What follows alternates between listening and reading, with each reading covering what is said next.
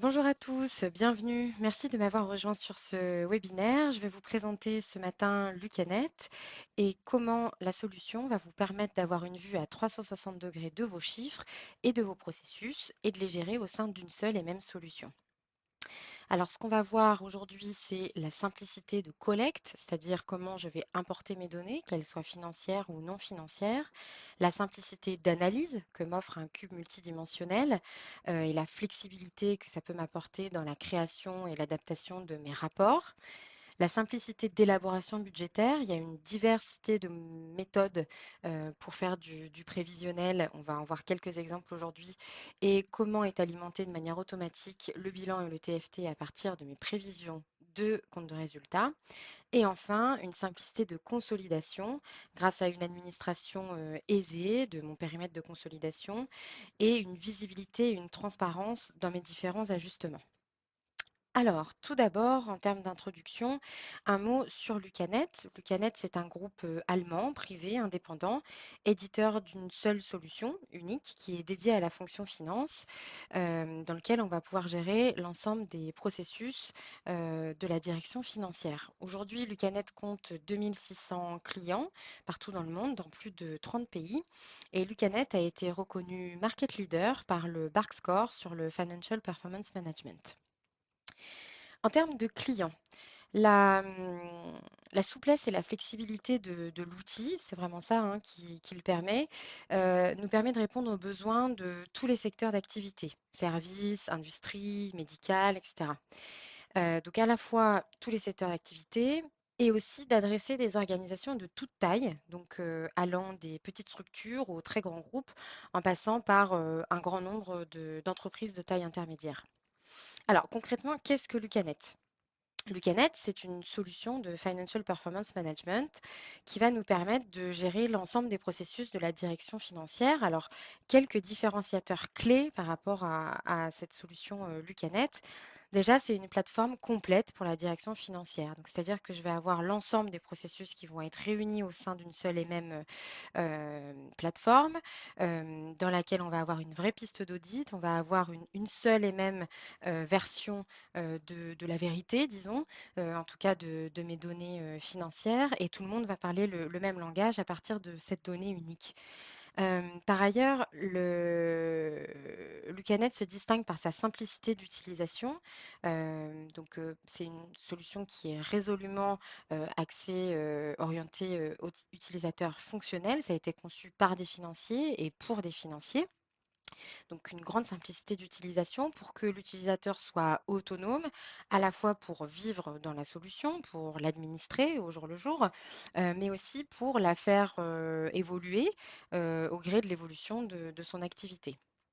Et enfin, dernier différenciateur qu'on pourrait nommer ici, c'est le go-to-market rapide, la rapidité de mise en œuvre, qui est liée à notre approche projet agile et collaborative, qui permet vraiment de faire un transfert de compétences immédiat aux équipes, de donner de l'autonomie et d'avoir des projets très courts dans lesquels on est tout de suite en production et dans lesquels on a tout de suite, enfin très rapidement, les bénéfices de Lucanet, même si l'ensemble des fonctionnalités n'ont peut-être pas été encore passées en revue.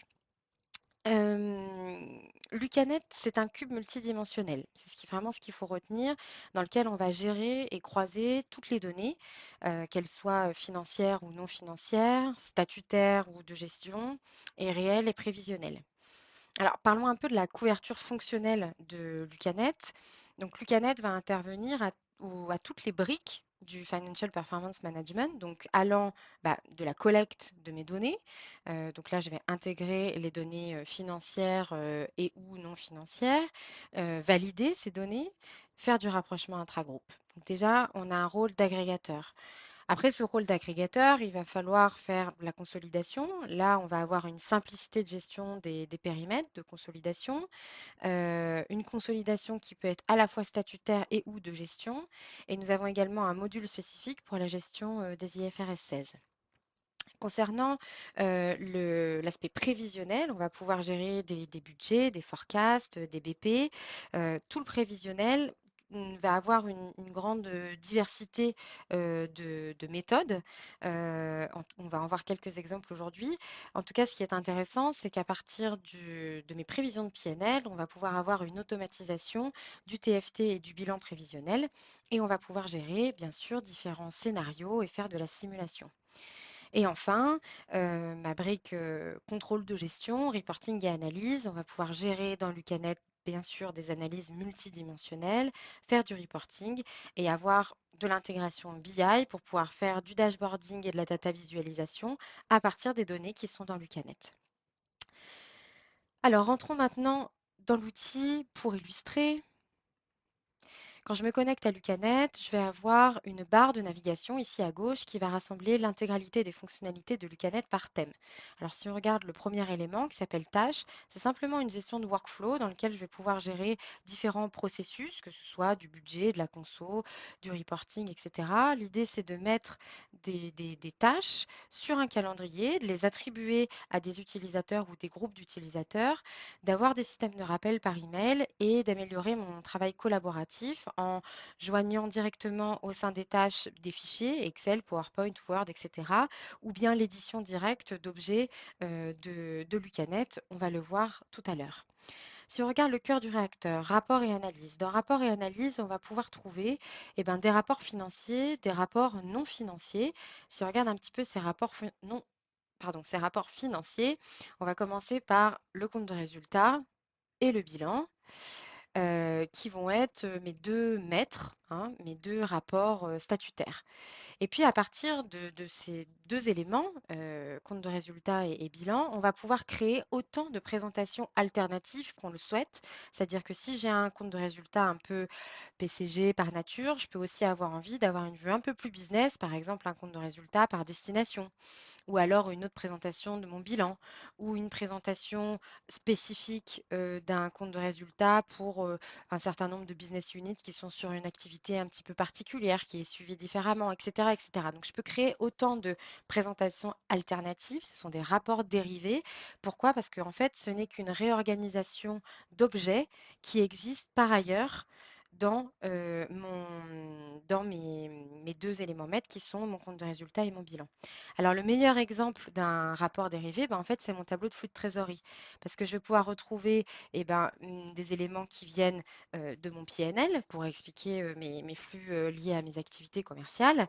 Et puis, des variations bilancielles qui vont simplement être rapatriées en variation et sur des flux spécifiques qui sont des flux cash que je vais avoir envie de récupérer dans mon TFT. Donc, vous voyez que ces positions-là, elles sont bien issues directement de mon bilan et je peux voir que c'est simplement une référence à ces éléments parce que j'ai une petite flèche ici qui me permet de me l'indiquer.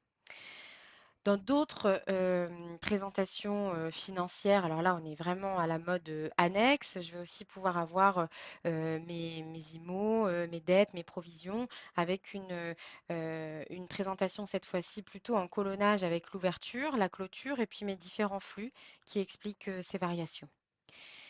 Et donc, on le disait, l'idée, c'est de pouvoir avoir à la fois des données financières, mais aussi des données non financières, des données opérationnelles. Alors là, on va pouvoir intégrer n'importe quel type de données, que ce soit des ETP, du personnel, des ventes, de la production, des statistiques commerciales, des kilomètres, peu importe.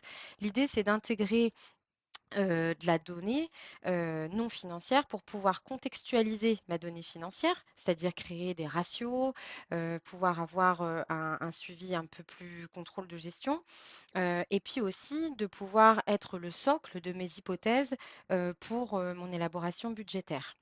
Et finalement, à la fin, on pourra aussi se construire de manière très simple un tableau de bord qui permettrait de rapatrier un certain nombre d'indicateurs que j'ai par ailleurs dans mon application, des ratios qui viennent de mon compte de résultat, qui viennent de mon bilan, des données un petit peu plus opérationnelles, etc., etc. Alors, regardons un petit peu comment sont construits les rapports et comment on joue justement avec ce multidimensionnel qui nous est si cher. Chaque rapport de Lucanet est construit de la même manière, c'est-à-dire que je vais avoir en ligne des comptes et des regroupements de comptes qu'on appelle positions dans Lucanet, matérialisés ici par ces petites balles bleues, et puis en colonne, mes différentes dimensions. Donc là, qu'est-ce qu'on est en train de visualiser déjà pour commencer? On est en train de visualiser le PNL pour 2014 en données comptables, au réel, pour mon siège en devise locale. Alors, si on regarde un petit peu plus, quand je zoome par exemple sur un agrégat, autre charge d'exploit, je vais pouvoir retrouver différentes charges. Ok. Si je décidais de créer un nouvel agrégat, je le pourrais. Il suffirait simplement de dire, par exemple, je veux regrouper marketing et télécommunications, par exemple. Je vais créer une nouvelle position qui serait marketing et télécommunications, ok, que je retrouve ici, dans lequel je vais prendre marketing, télécommunications. Je vais simplement couper ces éléments. Je peux, parce que je suis administrateur, pardon, et je vais insérer ces éléments. Vous voyez que tout de suite, mon agrégation s'est faite. Si je suis en train vraiment de vouloir modifier mon rapport, je peux même dire, bah, ces frais-là, pour moi, ils sont très importants. J'ai envie de les voir en tête de ligne de mes autres charges d'exploitation, et les voici ici, et je garde toujours mon détail. D'accord? Je vais pouvoir également avoir des petites règles, enfin une visualisation de calcul. Par exemple, si je prends ces deux valeurs, vous voyez que comme dans Excel, je vais pouvoir visualiser le total, la moyenne, la quantité, etc., etc. Alors si maintenant on zoome un petit peu dans ce 2014, on va voir qu'on peut visualiser les trimestres, les mois. Décembre 2014 n'est pas encore alimenté, on va l'alimenter ensemble. Et puis, cette frise chronologique, finalement, je l'administre directement depuis mon menu déroulant. Je peux me déplacer de la sorte, mais je peux aussi dire je veux voir en annuel depuis tout le début, rezoomer à l'intérieur de certaines périodes, ou alors tout simplement dire non, non, moi je veux que mon analyse, elle ne porte que sur les mois de juin à août de 2012, par exemple.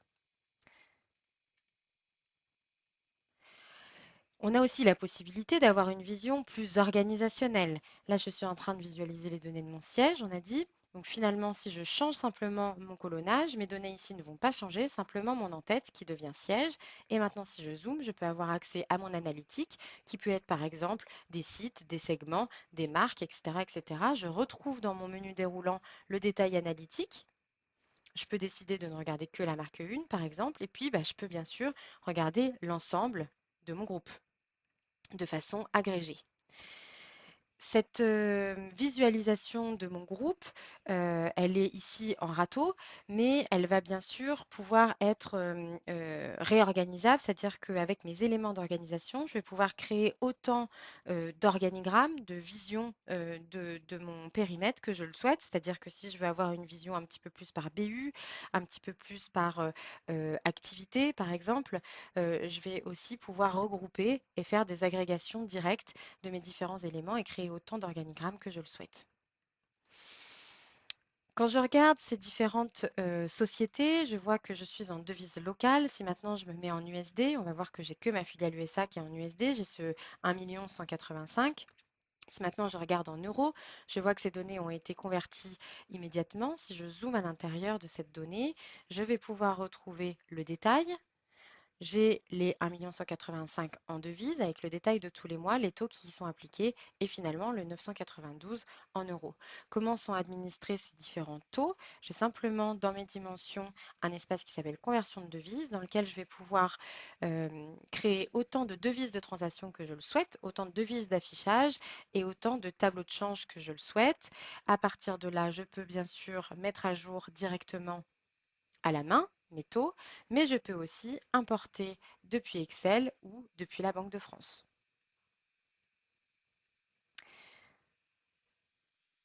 Revenons dans notre rapport. Euh, Autre particularité de Lucanet, c'est qu'on va pouvoir bien sûr intégrer nos données comptables, ça va être la base de tout, mais on va vouloir enrichir cette donnée comptable avec de l'extra comptable, avec des ajustements, que ce soit du social, de la conso, etc., etc. Là, on voit que je suis sur mes données comptables. Si maintenant je regarde cette dimension qui s'appelle niveau de valorisation, elle va me permettre de ranger ma donnée selon différents types de nature et de ne pas mélanger les genres et d'avoir un vrai tableau de passage. Si je regarde ce niveau social et que cette fois-ci en colonne, je vais voir mes niveaux de valorisation, je verrai automatiquement mes données comptables, les différents écarts que j'aurais pu imputer, mes ajustements sociaux, etc., pour arriver jusqu'à mon total social.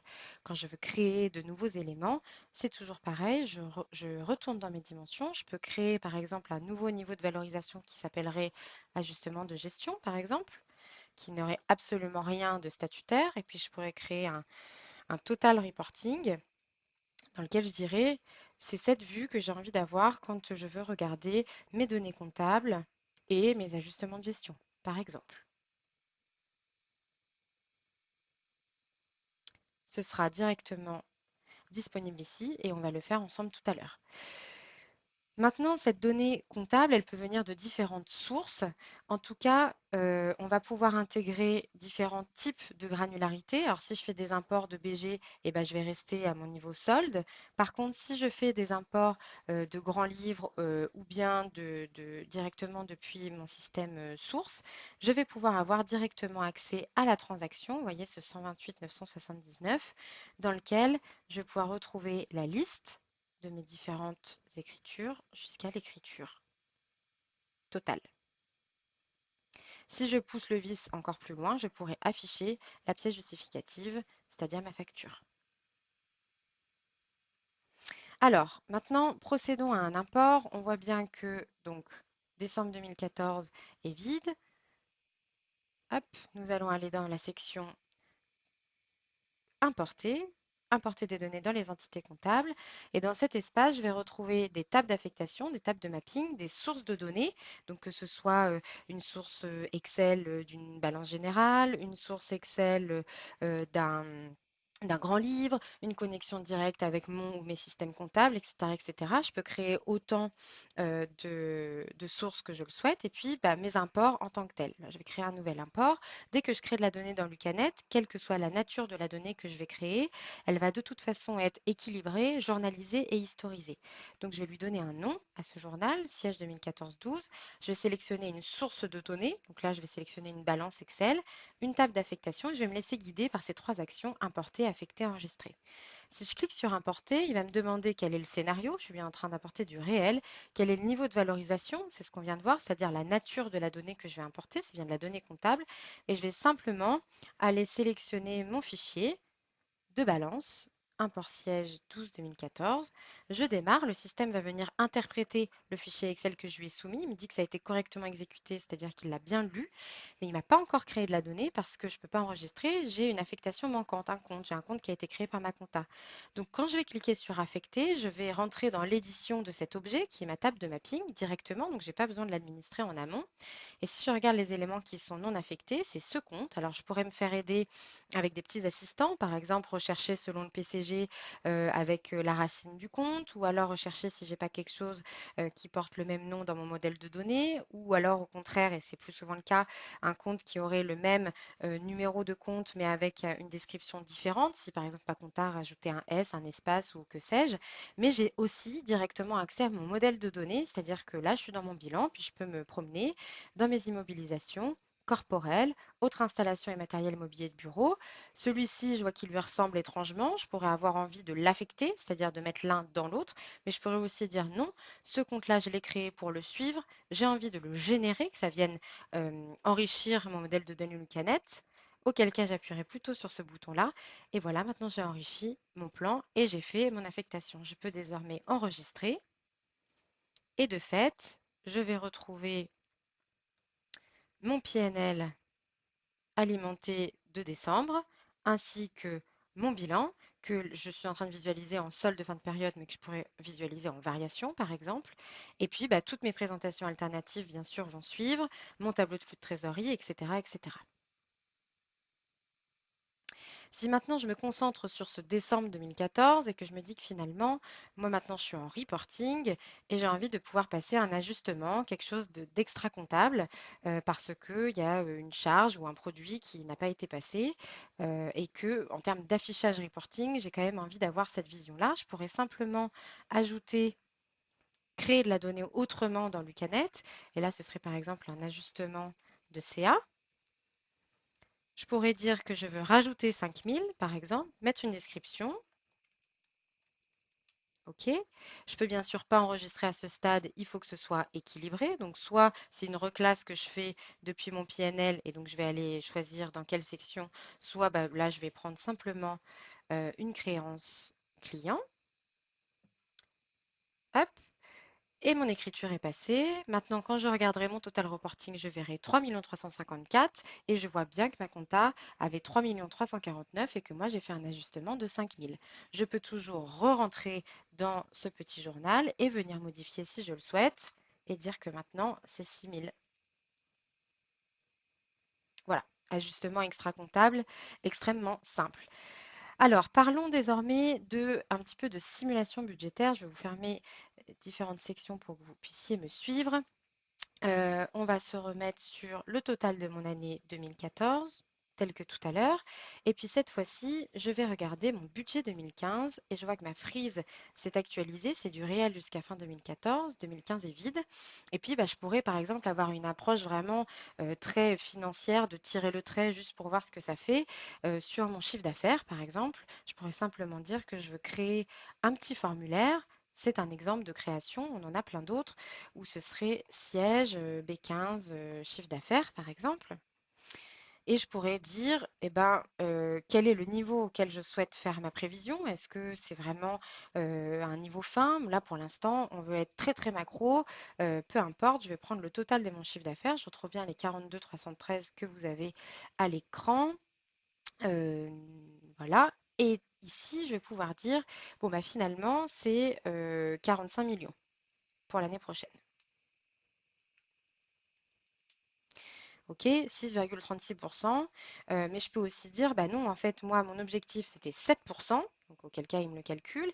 Et puis, je peux même dire, bah, c'est 7%, j'ai même envie qu'ils suivent la même saisonnalité que l'année dernière. Et puis, je pourrais aussi dire, bon, bah, c'est exactement la même chose que l'année dernière, mais par contre, je sais que cette année, il va y avoir une grosse opération commerciale en novembre, par exemple, qui va venir me distordre un petit peu cette saisonnalité. Tout de suite, je vois que j'ai mon 45 269 qui est affiché, et puis ben, j'ai certaines relations de dépendance qui se sont opérées.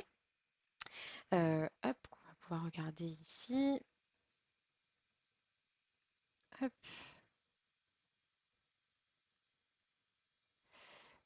ok.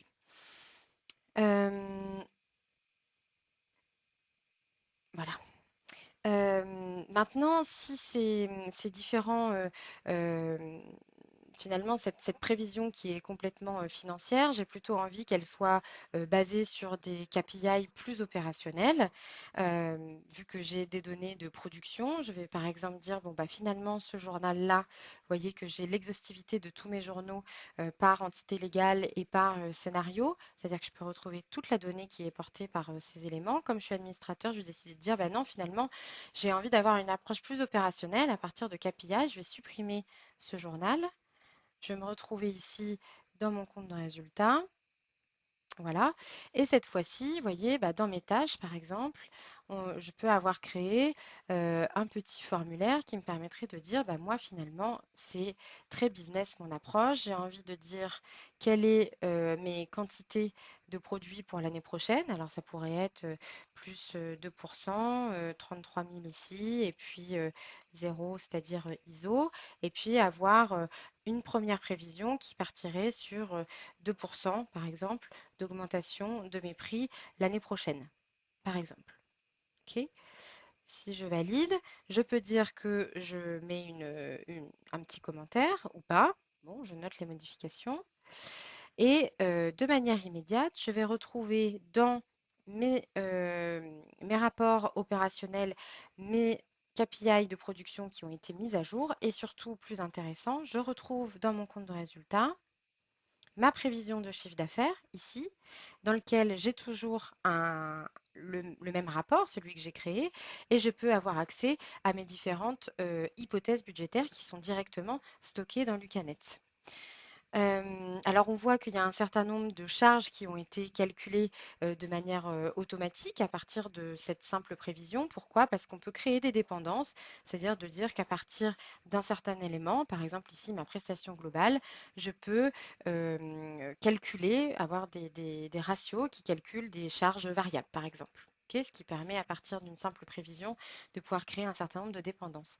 Si maintenant je décide de faire une simulation, de dire bon bah finalement ce budget 2015 il était assez pessimiste, je vais faire un budget 2015 V2 à partir d'un modèle qui est celui que je viens de faire.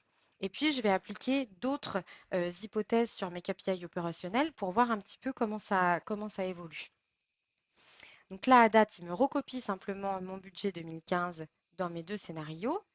Et si je passe sur une vision comparative entre mon budget 2015 et mon budget 2015 V2 en euros, pour l'instant, tout est à l'identique. Hop, on va juste se mettre sur 2015. Tout est à l'identique. Et si je me mets que mon budget 2015 V2, eh bien cette fois-ci, j'ai plutôt envie de changer mes prix de vente et de dire que c'est 10% d'augmentation sur tous mes prix de vente, par exemple. Hop, de manière automatique, je vais avoir l'impact sur toutes mes lignes de PNL qui vont se calculer.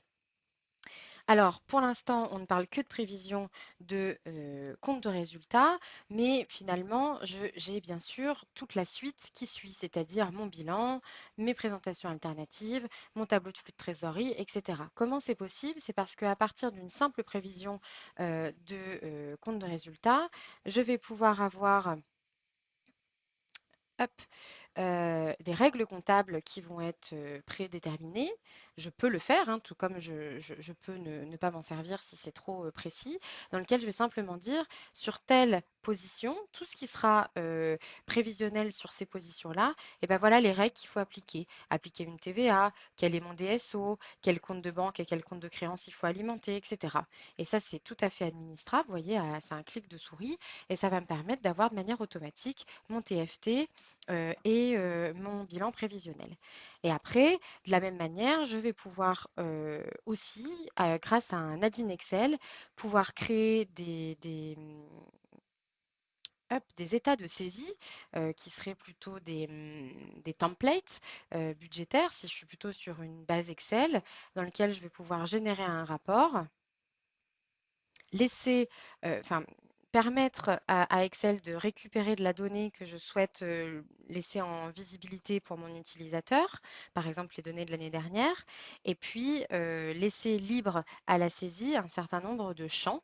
Par exemple, ici, j'ai rapatrié mon réel N-1, j'ai déjà rapatrié ce que j'avais planifié par ailleurs, et puis si par exemple je mettais mes produits d'exploitation, je pourrais mettre 3000. OK. Et simplement avec cet add-in, je pourrais transmettre ces écritures et je pourrais transmettre simplement cette feuille ou alors tout un package. Donc on peut aussi vraiment faire la planification à partir de templates Excel, il n'y a pas de souci.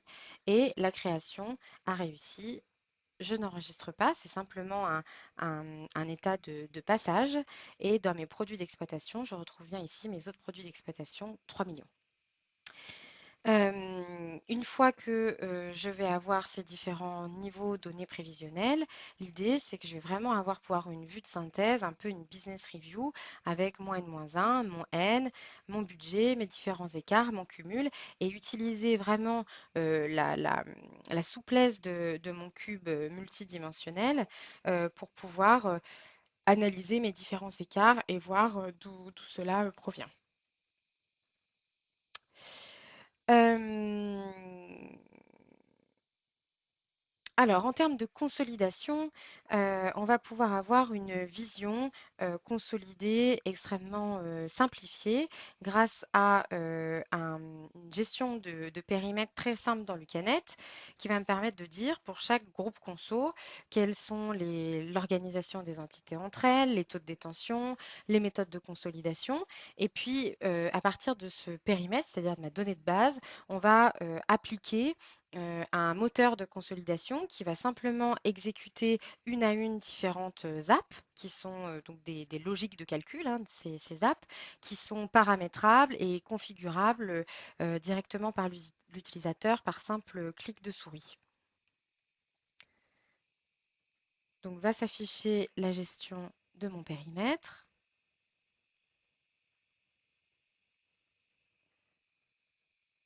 Voilà.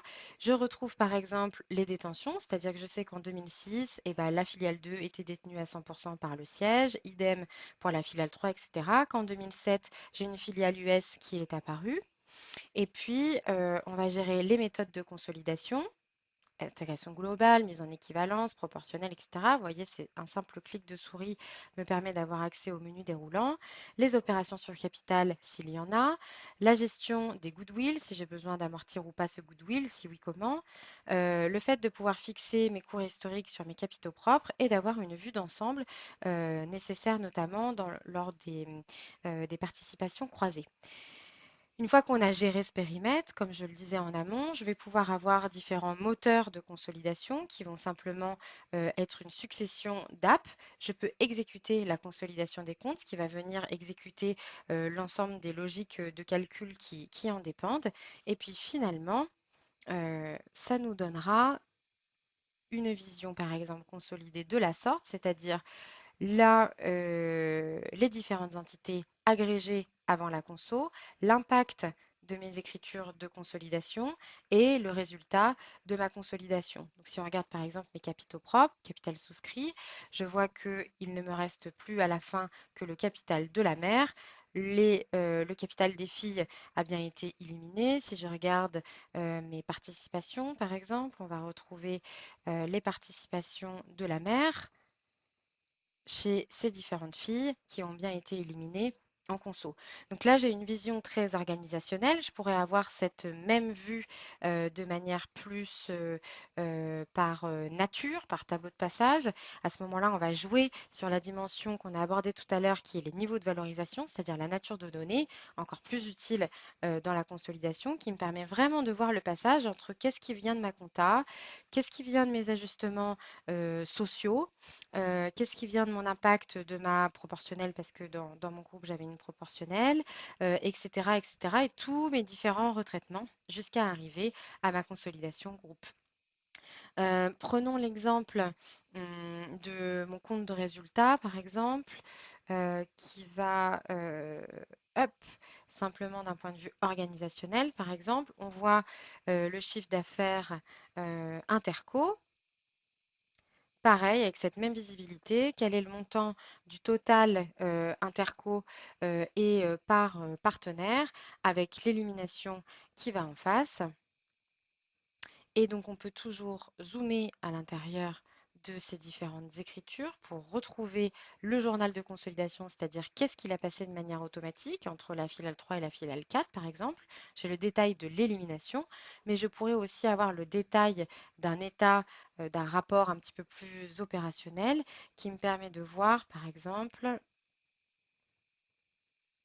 hop, les différents écarts entre la filiale 3 et la filiale 4. Je vois que je suis OK, mais j'ai le détail de combien a déclaré la filiale 4 avec la filiale 3 et puis sur quel compte, afin d'avoir une vision vraiment globale à la fois de mes intercos et de la réconciliation qui peut s'y être opérée. Enfin, une fois qu'on a un petit peu masterisé tout ça dans Lucanet, donc on a eu plein d'états qui existent déjà, je peux faire plein d'analyses en m'aidant de mes différentes dimensions pour faire l'analyse directement dans Lucanet, mais j'ai quand même besoin de pouvoir publier et partager ces différents rapports avec mes différentes parties prenantes. Pour ça, on va avoir des états de restitution. Ces états de restitution, ça pourrait être par exemple une vision complètement différente de ce que j'ai dans Lucanet. On a dit que j'avais toujours les comptes en colonne et les dimensions, les comptes en ligne, pardon, et les dimensions en colonne. Là, vous voyez que par exemple, je vais ouvrir ce rapport qu'on construit de manière très simple avec des Lucanet Formula qui me permettent d'avoir la souplesse de présentation d'Excel. Vous voyez, là, j'ai actif d'un côté, passif de l'autre, chose que je ne pourrais pas avoir directement dans le cadet, mais c'est la présentation avec laquelle j'ai l'habitude de communiquer avec mes différentes parties prenantes. Vous voyez que ça, c'est une formule que je pourrais mettre à jour si je recalcule.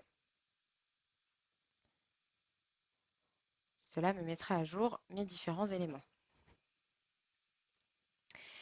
On va également pouvoir gérer différentes rapports plus statiques, qui seraient par exemple l'édition d'une plaquette. Cette plaquette, elle pourrait être éditable pour l'ensemble de mon groupe ou alors pour certaines de mes entités.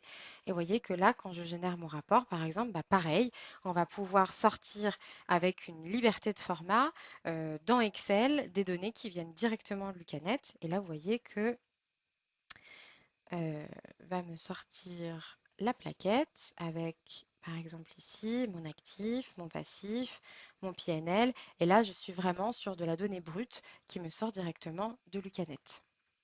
Je vais pouvoir avoir, comme je suis dans de l'Excel Admin, je vais pouvoir aussi gérer eh ben, un petit peu de, alors c'est pas vraiment du dashboarding, mais quelques graphiques grâce aux fonctionnalités d'Excel. Hop, si par exemple ici, j'actualise, je vais choisir mon siège. Et là, bon, c'est simplement des petits graphiques Excel, mais qui pourraient se mettre à jour de manière assez dynamique comme ça.